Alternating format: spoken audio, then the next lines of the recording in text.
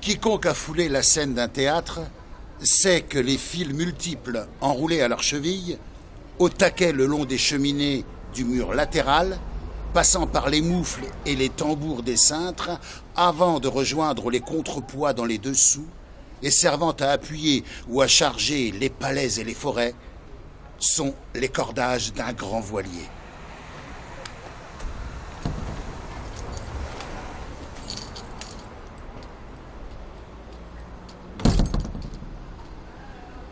Comme si, depuis la mer jusqu'ici, sur les bords de l'Ornain, les théâtres étaient des bateaux remontés trop loin et amarrés dans les villes.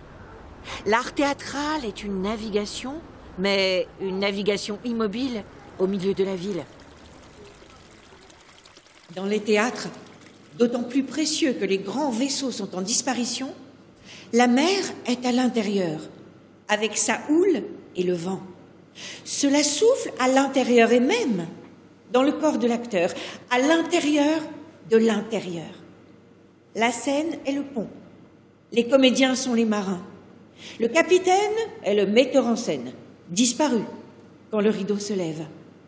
Les décors sont les voiles. Les spectateurs sont les vagues de la mer que met en branle le souffle des acteurs. Une pièce de théâtre est une tempête.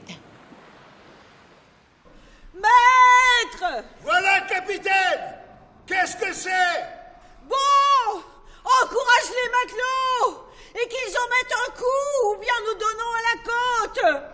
Remuez-vous! Remuez-vous! Hardi! Hardi! Amenez le grand hunier! Suivez le sifflet du capitaine! Souffle jusqu'à crever! Si le navire a de quoi manœuvrer!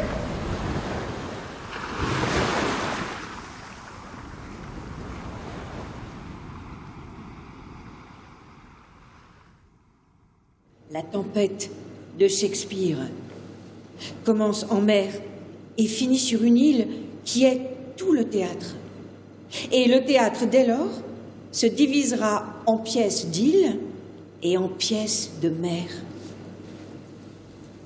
Partage de midi de Paul Claudel. Le pont d'un grand paquebot au milieu de l'océan Indien, entre l'Arabie et Ceylan.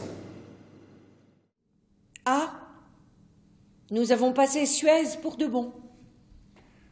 Nous ne le repasserons plus jamais. Voilà le soleil qui se couche. Voilà un petit air de vent qui se lève. Voici le soleil qui se couche, voici la mer qui fait un mouvement. Voici le cœur coupable un moment qui frémit sous le soupir du ciel. Voici la mer tout en or. La mer change de couleur comme les yeux d'une femme que l'on saisit entre ses bras. Après la preuve par la pleine mer, voici la preuve par les îles. Dans l'île des esclaves, Marivaux déduit l'île de la seule idée du théâtre, le lieu clos d'une expérience inouïe. Le théâtre représente une mer et des rochers d'un côté, et de l'autre, quelques arbres et des maisons. Arlequin. Mon patron. Que deviendrons-nous dans cette île? Nous deviendrons maigres, éthiques et puis morts de faim. Voilà mon sentiment et notre histoire. Arlequin, nous sommes seuls échappés du naufrage. Tous nos amis ont péri. Hélas, ils sont noyés dans la mer. Et nous avons la même commodité. Si je ne me sauve, je suis perdu. Je ne reverrai jamais Athènes, car nous sommes dans l'île des esclaves. Oh, qu'est-ce que c'est que cette race-là? Ce sont des esclaves de la Grèce, révoltés contre leur maître, et qui depuis 100 ans sont venus s'établir sur cette île.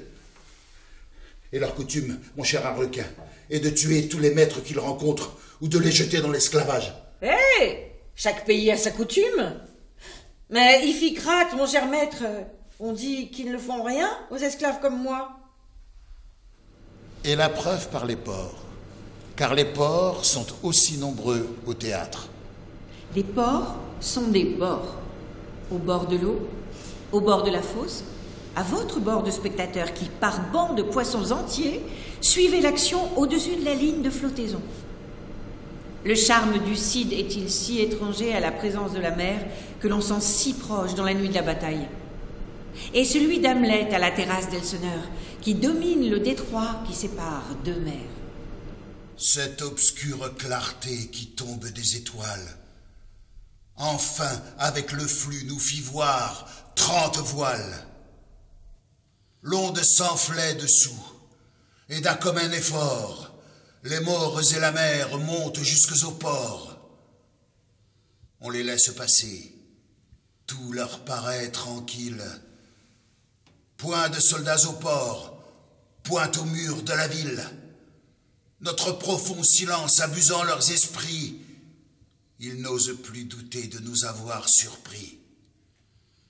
Ils abordent sans peur, ils ancrent, ils descendent, et courent se livrer aux mains qui les attendent. La bise mord, le froid est vif. Quelle heure est-il, Horatio? Minuit sonné, Seigneur Hamlet. Nous approchons du moment où le spectre du roi, votre père, a coutume de se montrer. Regardez, monseigneur, le voici.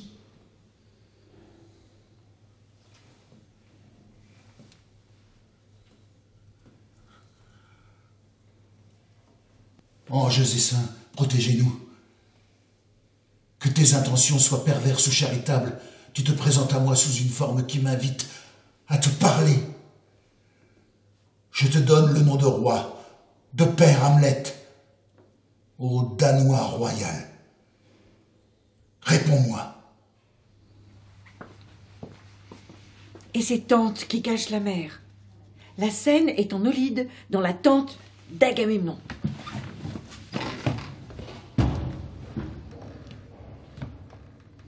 De ce soupir, Seigneur, que faut-il que j'augure? Du sang qui se révolte, est-ce quelque murmure? Croirais-je qu'une nuit a pu vous ébranler? Est-ce donc votre cœur qui vient de nous parler? Songez-y, vous devez votre fille à la Grèce, vous nous l'avez promise. Et sur cette promesse, Calchas, par tous les Grecs consultés chaque jour, leur a prédit des vents, l'infaillible retour. Non, il n'en faut point douter. Le théâtre est une navigation rapide, immobile, invisible, isolée, fluctuante ou figée. L'unité de lieu est la mer. L'unité de temps est le quart pris sur le pont. L'unité d'action est la navigation seconde. La pièce qu'on dit, elle est déjà écrite. Les théâtres sont les restes d'une mer ancienne qui s'est retirée. La représentation consiste à remettre en mouvement la figure. La marée remonte dans la chambre close.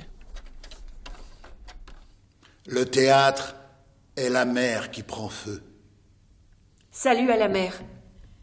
Salut aux vagues enveloppées du feu sacré. Salut à l'eau. Salut au feu. Salut à l'étrange aventure.